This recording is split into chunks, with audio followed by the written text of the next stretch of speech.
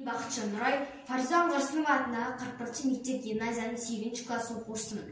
Оқуға құштар мектеп жобасы аясында қазақ тілі әдебиет пәнінен беретін ұстазымыздың ұсынысымен класс болып, Алматы қаласынан 2006 жылы Атамұра баспасынан шыққан Ыбырай атамыздың Кел балалар оқулық атты әңгімелер жинағын оқып шықтық. Оның ішінде Мейірімді баласы маған қатты ұнады.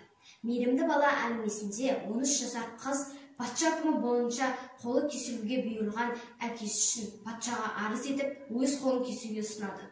Қыз тақсыр жұмыс жасап, бала-шағасын асырайтын адамның қолын қалдырып, мына менің қолымды кесіңіз дейді. Қылмысты болып, қолы шабуылға бұйырылған әкесін жазадан арашалап қалған қыз жайлы айтылады. Осы арқылы отбасы мүшелерінің бір-біріне деген мейірімділік үлгісін көрсете отырып, ата-ана мен бала арасындағы қарым-қатынасқа ерекше мән береді. Мейірімді бала әңгімесінде қыздың бауырмалдығы, мейірімділігі арқылы әкеге, отбасыға деген сүйіспеншілігін көріп, өзімнің де отбасыма, жалпы айналамдағыларға мейіріммен қарау керегін тағы да түсінгендей болдым.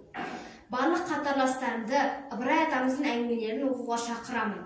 Оқысақ, шамнан шырақ жағыларына сенімдімін.